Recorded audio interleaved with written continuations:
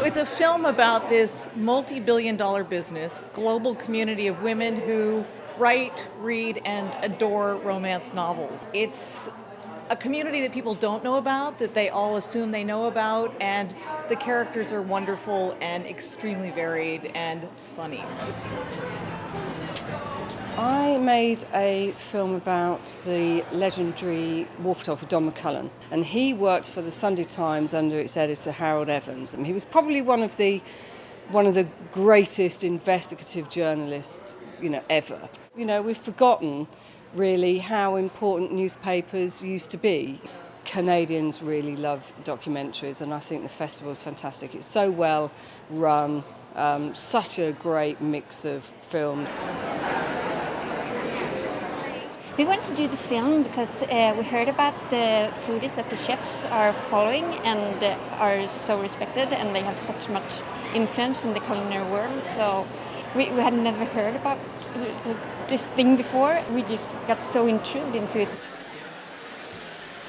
Boy Scout leader named Ralph Rowe, who throughout the 70s and 80s sexually abused about 500 First Nation boys. The story is about three survivors, three men who were abused by this man as children, and how his abuse derailed their lives, and how they were able, through the depths of substance abuse and alcoholism, reclaim their lives, move forward, and come to terms with what happened to them as children.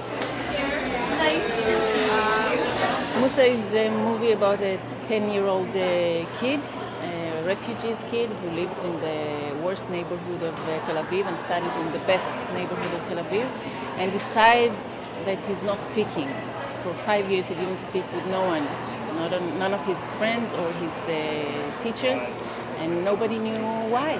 Hopefully we can work out of helping this incredible kid. That's the whole purpose of this movie.